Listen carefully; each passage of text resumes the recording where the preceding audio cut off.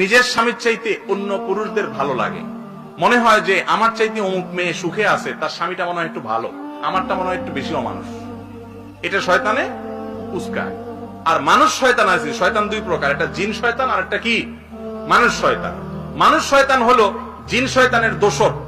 এরাও অনেক মেয়েদেরকে উস্কায়, যার এই ভাবি জীবনটা শেষ করে ফেললেন, আপা একটা অমানুষের কাছে আপনার জীবনটা চলে গেল, আহ আপনার মতো মেয়ে কত সুন্দর ছেলে পাইতো জীবনে, এরকম উস্কানি দেয় না? এগুলো হলো মানুষ শয়তান। এগুলো কোন শয়তান ভাই?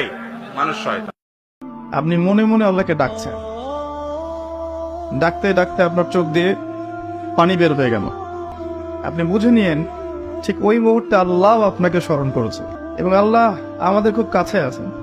ওয়াইদা সাআলাকা ইবাদি আন্নী ফাইন্নী করিব। নবী বলে দাও, তোমাকে যখন আমার বান্দারা আমার সম্পর্কে জিজ্ঞেস করে, বলে দাও যে আমি খুব কাছে আছি।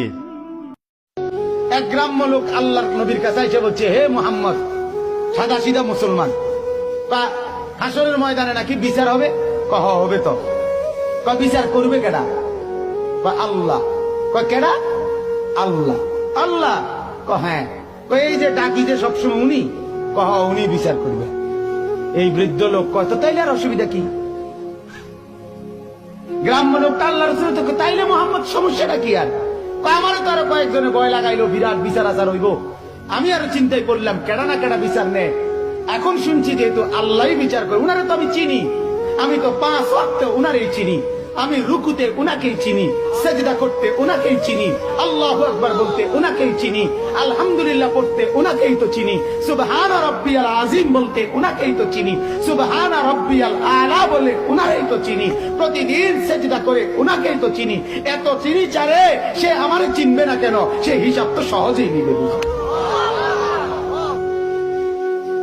হ্যাঁ, এজন্য মুমিনের মরতেই অসুবিধা কি? মুমিনের বাঁচতেই সমস্যা কি? কথা বলেন না কেন? ইমানদার মরলেই অসুবিধা কি? ইমানদার বাঁচলেই অসুবিধা কি? ইমানদারের কোনো অসুবিধা নাই। সমস্যা সুদ করে খেতে মরলে সমস্যা, মাইরা হোটাইলে বোধে। কথা কয় না কেন?